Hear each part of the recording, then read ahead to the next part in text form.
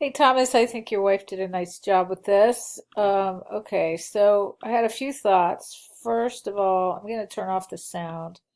This type, I mentioned this already, but I think this type looks distorted. You want to hold down the shift key when scaling so that doesn't happen. For example, look at those E's and then look at these E's. They're definitely more narrow. These are a little wider.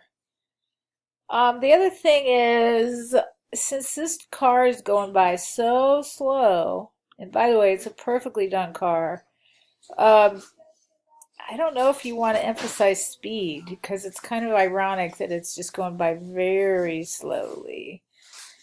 All right, so that said, I think you need to edit the audio so that it goes in and out less abruptly. Let me show you how to do that. It's pretty easy.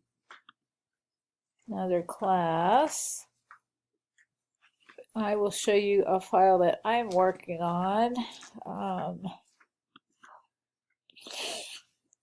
for a doctor. But okay, so the audio, I have different things going on with audio, but I have the audio.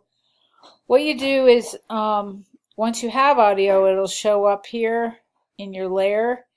And it's just like all the other stuff. You set the audio levels from 0 to, I think it's 48 is the loudest. Yeah, so there it goes. You see this plus 0.00 dB decibel, I guess. I wanted it to fade out.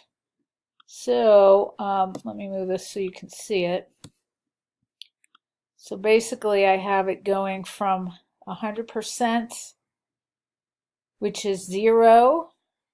It's the default audio levels is 0. And then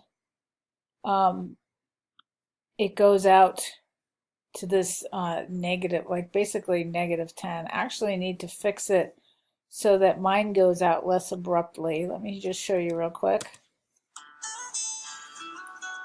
Oh, it's like painful for me to watch this over and over again, so I'm sure you agree. Anyway, so start it at 0 and then go into the negatives, and you should be able to adjust your volume. See plus, nothing changes, and then you go into negative. I actually think mine goes to -48, but again, I need to adjust it. All right, let me know if you have any questions.